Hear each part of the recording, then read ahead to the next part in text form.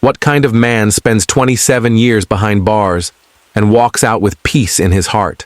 Not anger, not vengeance, but forgiveness. This is the story of Nelson Mandela.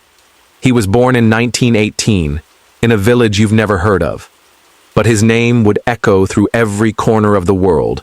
Nelson Rolihlahla Mandela, a child of Africa, a fighter for freedom. He studied law, but when laws were written to break people instead of protect them, he broke the silence instead. In a nation torn by apartheid, where skin color decided your fate, Mandela stood up. He spoke, he marched, he resisted.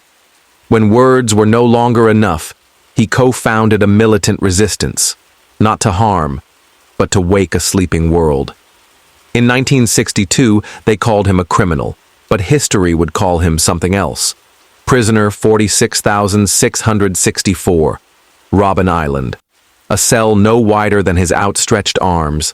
For 27 years he lived in that space.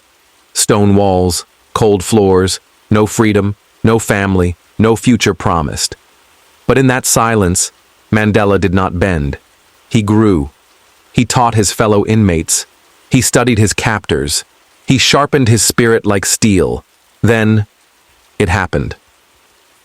February 11th, 1990, Nelson Mandela walked free, not with fists clenched, but with a hand extended in peace. He forgave the men who locked him away. He united a broken nation. In 1994, the world witnessed history. The prisoner became the president. He could have sought revenge. He chose reconciliation. He could have ruled for life. He served for 5 years, then stepped down. Because real leaders don't cling to power. They raise others to it. Mandela taught us, it always seems impossible until it is done. He died in 2013, but his legacy lives on in every person who chooses courage over comfort, forgiveness over fury, freedom over fear. This is not just a story, it's a lesson. When they tell you it can't be done, remember Nelson Mandela.